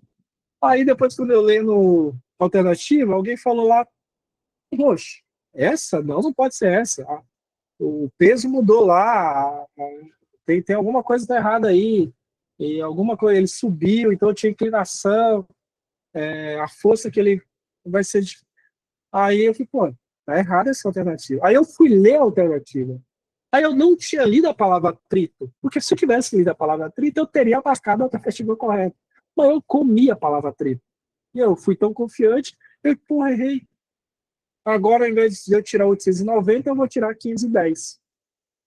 Errei. Essa não é uma questão difícil. Bom, então vamos lá. A principal convergência entre as críticas dos trechos transcritos da Nízia e Mary, qual é? A subordinação da mulher ao homem é um dado natural e imutável. Poderia ser essa alternativa se ele estivesse perguntando a ideia dos caras. Poderia ser. Mas ela quer a convergência do que essa galera, do que a Nízia e da Mary estão falando. Devendo a educação feminina apenas preparar a mulher para o bom desempenho de suas tarefas domésticas. Isso poderia ser a opinião do cara. Se a questão fosse diferente, perguntando a ideia dos caras, aí seria essa, mas não é. Pergunta a delas. Elas estão criticando e elas defendem o quê? Elas estão criticando essa posição e defendem o quê? Letra B. A igualdade entre os sexos é incompatível com qualquer distinção de papéis sociais. E, novamente, era aquela questão que você vai ler, eu concordo. A igualdade entre os sexos é incompatível com qualquer distinção de papéis sociais. Então, não deve haver papéis sociais. É essa. Não está perguntando isso. Ele está perguntando para essas duas, a Nízia e a Mary, qual é a defesa que elas estão fazendo. E aí continua. Sendo a única solução a abolição completa da instituição do casamento. Aí você, não, eu concordo. Acaba o casamento, acaba a família.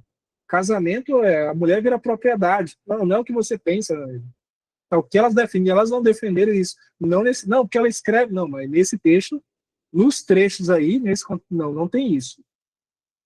Dá muita atenção a isso, para não extrapolar a questão. C. A exclusão da mulher dos direitos legítimos, como acesso à educação racional e a participação cívica leva à sua degradação moral e à busca por formas indiretas artificiais de influência social.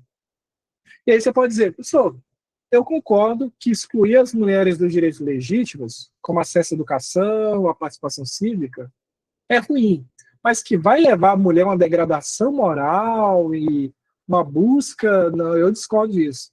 E quem se importa com o que você pensa? Não é isso que está perguntando. Está perguntando o que elas defendem. Se você olhar para o texto, elas estão falando isso. Aqui no começo já fala isso. Se não é permitido a mulher estudar, se não é permitido a mulher desfrutar de interesse, de direitos legítimos, vai pelo outro caminho. Vai tentar obter privilégios de forma ilícita. E é isso que a letra C está falando. A exclusão das mulheres dos direitos legítimos, como acesso à educação e a participação cívica, leva à sua degradação moral e a busca por formas indiretas e artificiais de influência na sociedade. A mulher vai para outro caminho. É isso que está basicamente nos dois textos.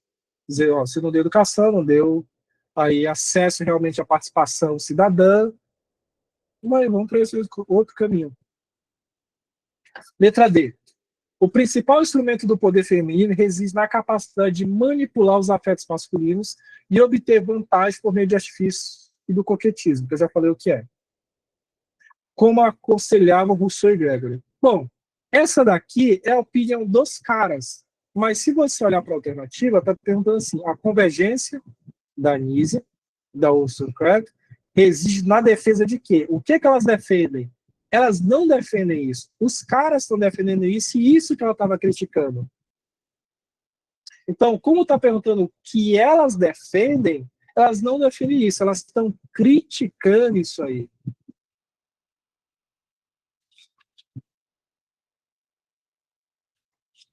Não, eu estava dando um exemplo. Assim, alguém perguntou aí se eu... Não, eu estava dando um exemplo que algumas perguntas, no caso das... Teve uma da Simone de Beauvoir, que perguntava que os caras estão pensando. É por isso que você tem que ler bem a pergunta. Porque, às vezes, essa poderia ser letra D se tivesse assim. Considerando o contexto da filosofia moderna, dos ideais iluministas,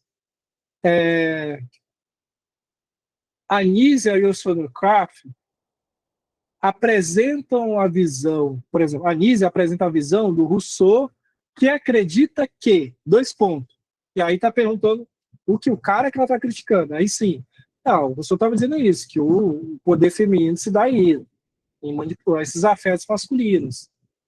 Aí seria assim. Mas pergunta a defesa delas. Elas estão criticando e a defesa delas.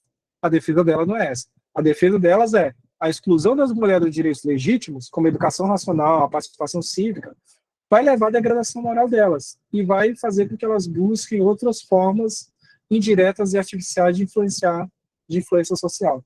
Então, seria letra C. Então, mas foi bom você pensar isso aí, porque aí novamente faz com que eu reforce esse meu ponto. Você tem que ler bem o que está te querendo. Letra E. A condição de dependência feminina é um resultado exclusivo da pobreza e das desigualdades econômicas. Você pode concordar, mas não tem isso. Eles não estão escrevendo isso.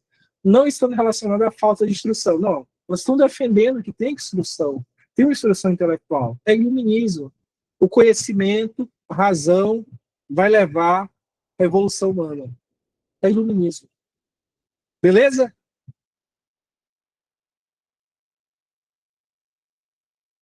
Tem algumas coisinhas que eu anotei. Do Ailton Krenak, a visão das plantas, a dimensão do homem como meio. E aí eu vou te mostrar essa questão aqui.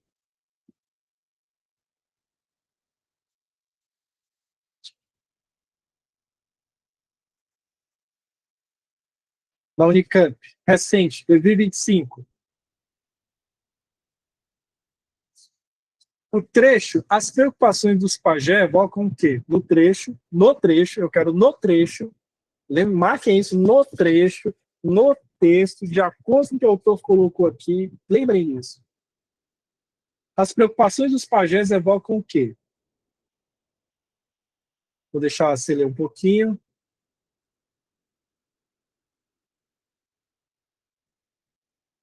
10 segundinhos para você ler.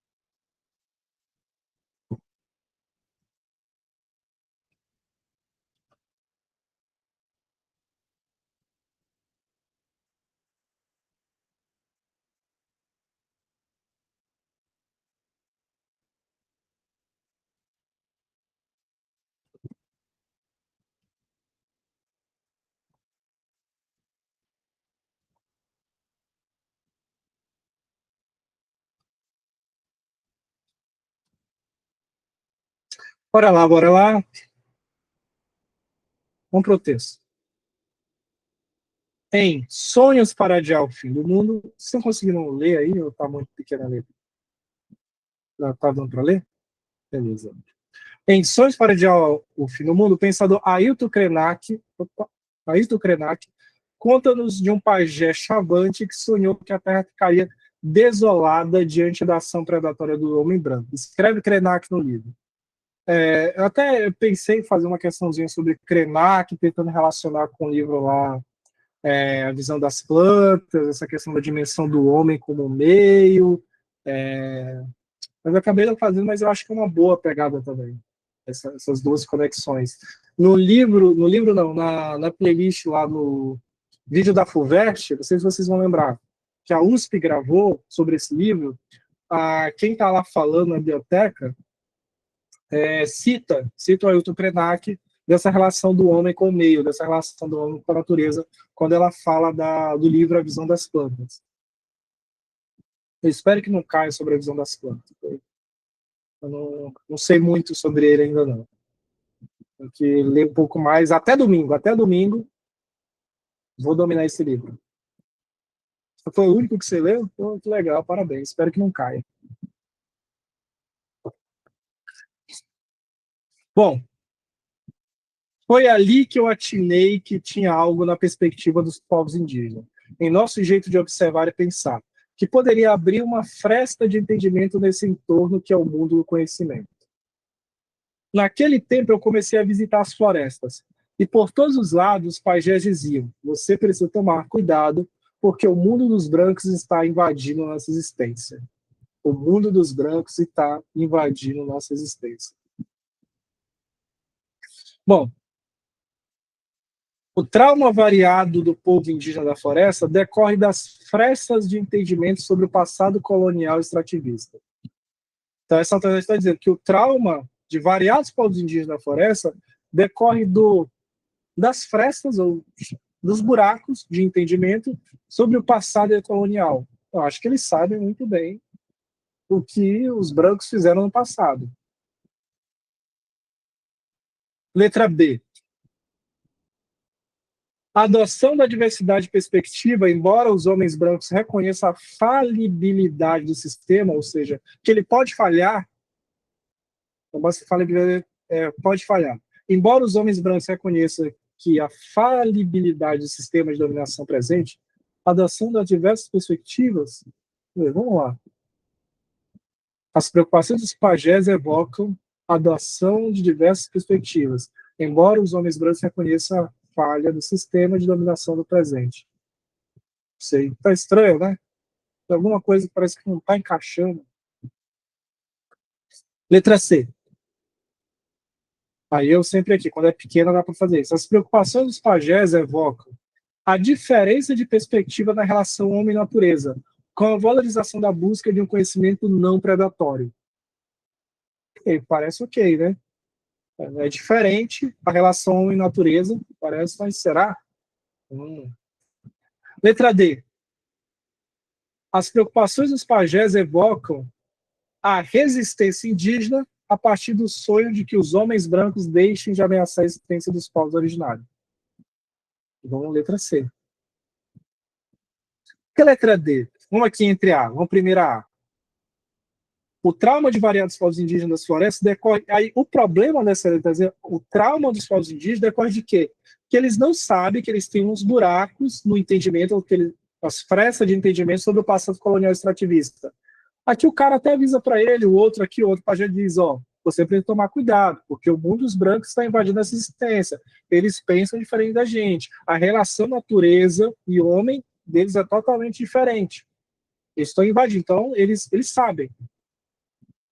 Então, o trauma que os povos indígenas vivem não é porque eles não sabem que a galera vai causar problema para eles. É porque realmente, às vezes, eles vão ter como combater esse povo que está vindo invadir. Essa fresta é no sentido de lacuna. Lacuna. É no sentido de lacuna. E aí eu falei para vocês aqui, né? Vocês lembram que eu falei sobre o paralelo? Paralelo. Paralelo. Paralelo 11, vocês lembram que eu falei isso para vocês? Vou só aqui mostrar rapidamente para quem não lembra. Bom, Paralelo 11, massacre do Paralelo 11, extermínio de 3.500 indígenas. Com o conflito, vou abrir aqui, toma aí essa, não tenho suspeitei para você. 3.500 indígenas mortos. Estadão no Norte, Porto Velho, o conflito da reserva Roosevelt, onde morreram 29 garimpeiros, foi um incidente de pequenas proporções comparado ao massacre do Paralelo 11, ocorrido em 1960, quando a ditadura assumiu, ela abafa esse caso. Quando cerca de 3.500 cinta-largas morreram envenenados por arsênio. Esse assassinato em massa dos índios cinta-largas foi cometido por pistoleiros a mando do empresário sem escrúpulo com a cobertura de funcionários do então Serviço de Proteção do Indígena. Tinha um serviço de proteção ao índio e essa galera acobertou tudo isso. Entre eles, o major da aeronáutica, Luiz Vinhas Neves.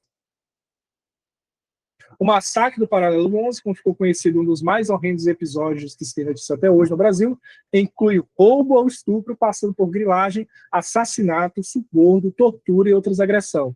A galera passava de avião e jogava bomba, entendeu? Jogava veneno. Os fazendeiros, né, tinham interesse na extração da borracha, extração do látex, queria essa área. Segundo os fazendeiros, com a ajuda de funcionários da Serviço de Proteção Indígena, ao Índio, presentearam os índios com alimentos misturados com arsênico, veneno letal. Em algumas aldeias, aviões atiraram brinquedos contaminados com o vírus da gripe, sarampo e varíola. Recorte indígena. Os pistoleiros, liderados por Chico Luiz, a mando do seringarista Antônio Mascarenhas Junqueira, invadiram a reserva indígena, armados de metralhadoras e um Chess-44, arma de alto poder de fogo. Os índios não tinham como se defender sobre a fuzilaria. Basicamente essa história. Quem foi preso? Ninguém. Deu em alguma coisa? Deu em nada. Basicamente é isso.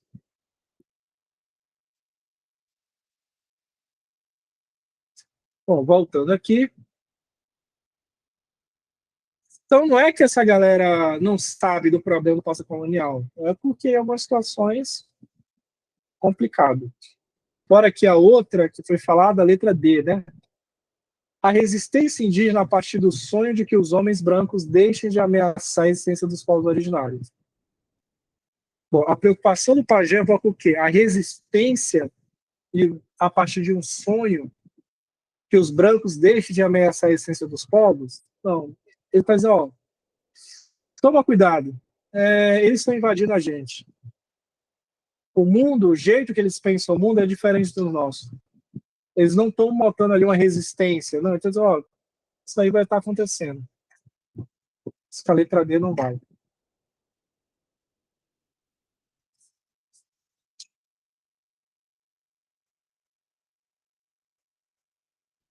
Beleza? Vamos para outra aqui, a gente já está finalizando. Vou mostrar mais uma aqui. Eu então trouxe essa por conta do livro lá, Visão das Plantas.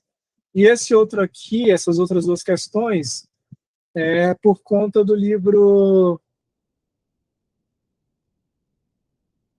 Canções de Iná. Uma aqui. Duas questões que... Enem. Interseccionalidade. É uma palavra que eu já mostrei para vocês, mas é boa talvez vendo para a FUVEST. Intercruzamento e desigualdade que gera padrões complexos de discriminação. Então, você vai olhar para uma discriminação, para uma violência, é interessante você olhar essas intersecções, matemática, intersecções, conjuntos. Conjunto A e conjunto B se unem aqui, tem uma intersecção. Por exemplo, uma mulher branca e pensar mulher branca e rica e o homem negro e pobre, cara, não é porque a mulher vai sofrer, não. Tem várias camadas, e é basicamente isso. Quando a gente vai olhar para esse verbo, a gente vai pensar, pô, tem outras camadas aí. Interseccionalidade intercruzam desigualdades que geram padrões complexos de discriminação. Pessoas negras, beleza, mas pessoa negra, uma mulher, pô, é diferente um homem, apesar de negro. Então tem várias camadas aí. Essas diferenças, essa desigualdade, elas se cruzam, se intercruzam. Por isso que eu estou lembrando do livro Canções de Iná, né? Para já garotos grandes, crescidos, homens. Canções de Niná para homens grandes. Proporção de pessoas abaixo da linha da pobreza. Aí vem aqui, mulher sem cônjuge com filho de 14 anos, 56. Mulher preta ou parda, já aumenta. Mulher branca, então. Mulher sem cônjuge com filho de 14 anos, 56. Mas quando você divide isso entre pretas, pessoas negras e brancas, você já vai ver que vai ter uma diferença aí. Então, por isso que é importante ter esse olhar também. Ter esse olhar para essas diversas formas de opressão, essas diversas camadas que se cruzam e formam outras formas de opressão ainda mais latentes, mais bravas. Considerando o conceito apresentado no texto 1 e os dados apresentados no texto 2, no Brasil são fatores que intensificam o fenômeno da discriminação. Fatores que intensificam o fenômeno da discriminação. Aí você vai olhar pela intersecção. Etnia e habitação, o gráfico não te mostrava isso. Idade e nupcialidade, não. Profissão e sexualidade, vocês se cruzam. Escolaridade feminina se cruza. Mas o que está mais em evidência ali é a questão de raça e gênero. Por quê? Porque você olha aqui, mulheres sem cônjuge e com filhos. Beleza, essa taxa aqui. Mas quando você divide isso entre mulheres pretas e mulheres brancas, aí você vê uma faixa um pouco diferente. Então, raça e gênero, eu acho que é a resposta. É a resposta certa, raça e gênero. Beleza? Todo mundo mais ou menos sabendo agora o que é interseccionalidade. E aí dá para relacionar com o livro. Beleza, vamos olhar para um outro aqui que relaciona ainda mais com o livro. E aí, Prefeitura Laranjeira, FAO, eu peguei essa questão aqui. Nunca é tarde, é um texto gigante, mas vamos lá nele. E a gente é a última que a gente faz, tá beleza? Esse livro já caiu. O livro dela especificamente, eu acho que sim, mas esse termo interseccionalidade já caiu na Unicamp, já caiu no Enem e pode cair na FUVEST. Porque tem essa relação de você olhar a história não só pela parte da pessoa negra, as mulheres negras, que a história vai juntar várias histórias lá, né? Apesar do vai juntar várias histórias, vai ter mulheres, mas vai ter mulheres brancas, vai ter mulheres negras. A questão da pobreza também é outra coisa que você dá para ver também. A forma de opressão vai se dar de forma diferente. A luta que essa pessoa vai ter vai ser de uma forma diferente. Então, quando você vê esses vários estratos, então por isso que eu peguei aquele termo lá para trabalhar. Nunca é tarde para nos tornar quem desejamos ser. O exemplo de Conceição Evaristo. Uma das escritoras mais importantes do país, ela consagrou depois de 60 anos e hoje expande nosso conhecimento sobre identidade e cultura negra. O envelhecimento no mundo em que vivemos é mal visto. Há até um nome para a discriminação de que pessoas acima de 50 anos costumam sofrer durante o processo de envelhecer, o etarismo. Em 2017, quando passei no vestibular para a Universidade Federal Fluminense, aos 26 anos, me senti uma espécie de extraterrestre entre as dezenas de pessoas de 17 a 20 anos, de idade que estudavam comigo. Ao contrário da maioria, eu trabalhava de tempo integral, dependia do meu trabalho para obter o meu sustento, não podia me dedicar integralmente aos estudos. E aí, apesar da questão vai trabalhar sobre outra coisa, mas você já lembrou de interseccionalidade. Para a mulher, é negra, mulher que tinha que trabalhar, não estava na classe social, então você já vê essas várias coisas. Mas não é sobre isso a questão. Mas eu coloquei isso para explicar. Essa sensação de que ser velha na faculdade fazia com que eu me sentisse fora do lugar naquele ambiente. E cedo demais percebesse que o mundo te olha diferente quando você não faz as coisas na hora certa, entre aspas. Foi bem nessa fase que conheci mais a fundo a obra da escritora Conceição Evaristo. Lendo sobre sua trajetória, descobri que, antes de se tornar uma escritora premiada, até os 20 e poucos anos de idade, Evaristo era empregada doméstica e conciliava seus estudos com o trabalho. Antes de ler sobre sua vida, tinha vergonha de ter sido auxiliar de creche, vendedora, garçonete, de ter começado a trabalhar antes de ingressar no ensino superior. Achava que chegar tão tarde à formação acadêmica era um demérito, de alguma forma. Aquela sensação de desajuste que nos causa uma profunda vergonha foi sumindo conforme eu conhecia mais sobre a escrevivência, que a escritora propunha como seu trabalho literário. A escrevivência, aí, atenção, é a escrita que nasce das experiências de subjetividade de mulheres negras, segundo a autora. Escrevivência. Então, a experiência que nasce da onde? Da subjetividade, do eu. O olhar aqui para dentro. Essas perspectivas me fazem reavaliar muitas coisas. Quer dizer, então, que eu poderia escrever sobre minha experiência e expressar de forma autoral minha própria visão de mundo? Me pareceu incrível a percepção de que a experiência poderia ser uma vantagem na minha trajetória, não mais uma fonte inesgotável de constrangimento. E aí, por isso, você vê a conexão, não só porque isso é Conceição, mas escrevivência tem muita relação como está feito aquele livro lá, Canções de Niná. De fato, havia muitas histórias para contar a meus horizontes sobre o que eu poderia ser se expandir. Conceição Evaristo formou-se no curso normal aos 25 anos, em 71. Trabalhou como professor da rede pública de educação no Rio, em Perólio. Após passar em concurso, formou-se em letras na UFRJ na década de 90, quando também estreou na literatura através de Cadernos Negros, publicação pioneira da literatura afro-brasileira organizada pelo grupo Quilombo Hoje. Daí para frente, fez mestrado, doutorado, deu aula em universidades, inclusive internacionais. Em 2003, publicou Ponciá Vivência, seu primeiro romance, e em 2015 ganhou o prêmio Jabuti aos 69 anos. Aos 69 anos, então demorou as coisas andarem. A mineira filha de Dona Joana é reconhecidamente uma das escritoras mais importantes do nosso país. Suas obras são verdadeiras aulas sobre identidade e cultura negra. Além de sua produção literária, Conceição Evaristo me ensinou que os sonhos são águas que correm fora do rio do tempo. Os sonhos são águas que correm fora do rio do tempo.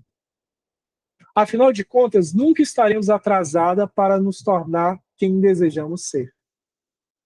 Isso é bonito. Nunca vamos estar atrasados para se tornar aquilo que a gente deseja ser. Não que os outros acham que a gente deveria ser. O que a gente deseja ser, a gente nunca está atrasado para isso, que é algo nosso, objetivo, tem a ver com a nossa vida. Assinale a melhor afirmação para definição de escrevivência, a partir do texto. Escrevivência. Define-se escrita como sinônimo de viver? Talvez? Acho que não. Acho que sinônimo. Letra B. É a escrita de mulheres negras independente, ou seja, não depende da experiência de vida. Não, tem muita relação com a experiência de vida. A escrita é relacionada à vida. É escrever a vivência. É escrita a partir do exemplo de Conceição Evaristo. Não, você vai escrever sobre a Conceição a partir do exemplo dela? Não. Essa parece até ok, mas eu acho que ela tem um problema aí. Você põe, não, é porque ela cria esse termo. Não, peraí. É a escrita que nasce das experiências de subjetividade das mulheres negras. Significa escrever sobre a vida. Essa parece mais ok. Letra E. É uma escrita mais erudita, baseada em autores clássicos. Não, essa está muito errada. Então, vão ser letra D. Responder. Letra D. Parabéns, você acertou. Letra D. Então, escrevivência é a escrita que nasce da experiência de subjetividade de mulheres negras. Significa, basicamente, escrever sobre a vida. Sobre essa minha vida. Sobre essa minha experiência. Sobre minha história. Sobre minhas interseccionalidades. Tá aí como eu consegui pegar o conceito lá? Bom, deixa eu ver aqui. Já falei de direito Krenak, já falei sobre escrevivência e interseccionalidade, visão das plantas, o modernismo de João Cabral de Mello e a luta pela terra. Bom, eu vou agora ler aqui o Morte de Vida Severino no final, aí eu paro a gravação e abro para perguntas, para discussão, para chorar, para conversar. Esse é o João Cabral de Mello Neto. Foi diplomata, faleceu em 99. Vamos aqui para o final, então. Morte e Vida Severino. Cadê o PDF? Spoiler no livro aí, do livro bem recente, né? Spoiler do livro aí, escrito entre 54 e 55. Vou te dar esse spoiler aí para você. Cadê? Aqui. Morte e Vida Severina, João Cabral de Melo Neto. Todo mundo aí ainda? Deixa eu olhar aqui o chat. Tudo certo, beleza. Bom, eu vou pular lá para o final. O retirando explica ao leitor quem é e a que vai. Nossa, não, é pequeno, 28 páginas, dá para ler aqui. Eu vou ler aqui o comecinho, eu vou explicar o livro e vou pular lá para o final. E aí eu acho interessante que ele começa assim, quem eu sou? Quem é que está narrando esse livro aqui? Quem é que costura todo esse livro? Toda vez que eu falo em costura, eu lembro do fio lá do Professor Ninar. Lembro que eu achei muito uma sacada, assim, o fio que costura toda a narrativa. E fio Jasmine. Costura toda a narrativa. E aí o João Cabral de Melo Neto e a doidinha lá do Cristo Cigano tem também uma narrativa na poesia, por isso que eu gosto. E por isso que eu não gosto de nebulosa. Esse do Cristo Cigano, eu gosto dessa história. Eu imagino várias coisas da parte daí. Eu imagino a galera vendo a estátua, né, que ele fez, de Cristo, olhando para aquilo e falando, pô, o cara é bom mesmo. Olha o olhar aí do Cristo. Caramba, o cara capturou bem, mal sabe o que ele fez para ter essa inspiração. É isso que falta. Aí essa é uma crítica, falar assim, o GPT é um problema, aí você lembra dessa história. Pô, mas se tivesse o chat aí para gerar imagem, o cara, me mostra uma imagem de alguém sofrendo, sendo morto, e aí ele poderia ter inspiração para fazer. Aí não, você não tinha que matar alguém. É isso que dá.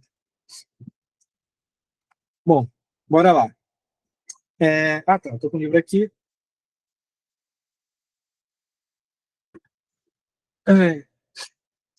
E aí eu vou mostrar agora o João Cabral de Melo Neto. Para quem não viu o Cristo Cigano, vale a pena. Eu li ele rapidinho aqui. Eu li, acho que não dá 10 páginas, alguma coisa assim. Vocês vão ver que parece muito com ela. Vamos lá, eu vou mostrar o final para vocês. Pô, ele começa assim, dizendo quem é ele. Ele fala, meu nome é Severino, como não tenho outro de pia, ou seja, não tenho outro nome, e tem muitos Severinos, que é São de Romaria, deram então de me chamar de Severino de Maria. Tem muitos Severinos, então vão começar a me chamar de Severino de Maria. Como há muitos Severinos, com mães chamadas Maria, fiquei sendo o da Maria do finado Zacarias. Então, sou Severino da Maria do finado Zacarias. Ele tem muitas Severinos, tem muitas Marias. Mas isso ainda diz pouco. Há muitos na freguesia, por causa de um coronel que se chamou Zacarias, e foi o mais antigo senhor dessas 6 Marias. Como então dizer quem falo, ora, vossas senhorias? Vejamos, é o Severino, de Maria, do Zacarias, lá da Serra da Costela, limites da Paraíba. Mas isso ainda diz pouco. Se ao menos mais 5 havia com o nome Severino, filhos de tantas Marias, mulher de outros tantos já afinados Zacarias, vivendo na mesma serra, magre e surda em que eu vivia. Somos muitos Severinos, igual em tudo na vida, na mesma cabeça grande, que a custo é que se equilibra, no mesmo ventre crescido, sobre as mesmas pernas finas, iguais também porque o sangue que usamos tem pouca tinta.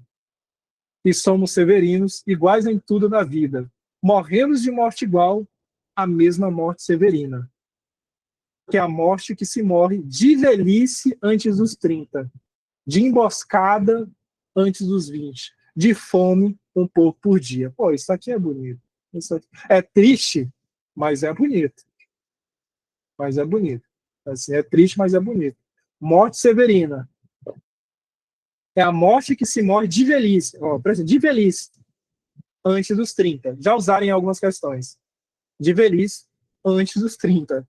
De emboscada, antes dos 20. E de fome, um pouco por dia. Isso aqui. E aí vai, ele continua, encontra as pessoas, fala com pessoas, vai indo para a cidade. Tem questão de geografia que já cobrou ele.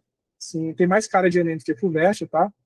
porque é triste, assim, mas é bonito como o cara conseguiu fazer essa poesia, sabe? Porque isso aqui dá um trabalho desgraçado. Ele para, escreve, aí apaga. Porque, assim, ele tá fazendo a poesia, e isso, é bonita a construção. Ah, a construção também. Porque ele tá escrevendo uma história, mas tem que fazer a poesia e tem que fazer dentro dessa métrica. Isso é um trabalho danado.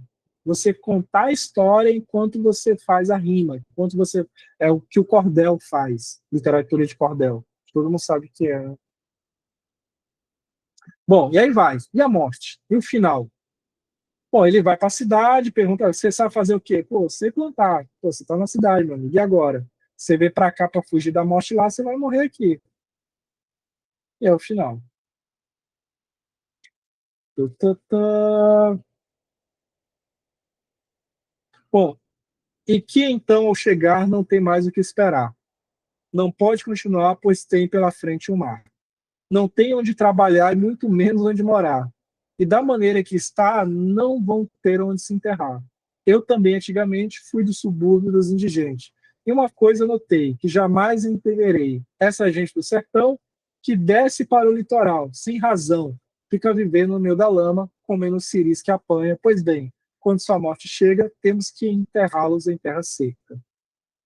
Aí vai, ele está triste, isolado, se aproxima, pergunta para um cara, vai ter o nascimento de uma criança, Mangue Beats, Mangue Beats. Vai ter o nascimento de uma criança, aí o Severino vai perguntar para esse mestre aqui, mestre Carpina, perguntando, cara, aí, é isso, cheguei aqui, não tenho onde morar, não tenho casa, não tenho como trabalhar, não vale mais saltar da ponte da vida? É isso que ele vai perguntar para o cara. E o final do livro é assim. Vem aqui a pergunta. Cadê? Aqui, pipi, chega as pessoas, aí tem um recém-nascido, e aqui fala da criança, essa criança nasceu, beleza. E aí vem o final. Severino retirante, deixa agora que lhe diga. Deixa eu dar um zoomzinho aqui, que aí vocês acompanham comigo. Deixa agora que lhe diga. Eu não sei bem a resposta da pergunta que fazia. Se não vale mais saltar fora da ponte da vida. Nem conheço essa resposta, se quer mesmo que lhe diga. É difícil defender, só com palavras, a vida. Ainda mais quando ela é essa que vê, Severina. Mas se responder não pude a pergunta que fazia, ela, a vida, a respondeu com sua presença viva. E não há melhor resposta que o espetáculo da vida. Vê-la desfiar seu fio, que também se chama vida. Ver a fábrica que ela mesma teimosamente se fabrica. Vê-la brotar como a pouco em uma nova vida explodida. Mesmo quando é assim pequena, a explosão como ocorrida. Como a de há pouco, franzina, mesmo quando é a explosão de uma vida severina. E esse é o final. Não é isso. O cara perguntou, não vale mais saltar fora da ponte da vida? Falo, bom, eu não sei bem responder essa pergunta. Teve o nascimento da criança ali, tal, você viu. Eu acho que não há melhor ou maior espetáculo que a própria vida, quando ela tenta fabricar esse fio de vida, quando ela teimosamente se fabrica, mesmo quando é uma vida assim franzina, mesmo quando é uma vida severina, e não há o maior ou melhor espetáculo de que ver a vida desenrolar o fio dela, ver o que vai acontecer, a esperança, tipo, será o que vai dar, o que vai acontecer, o que vai mudar. É assim que acaba o livro Morte e Vida Severina. Bom, deixa eu pausar a gravação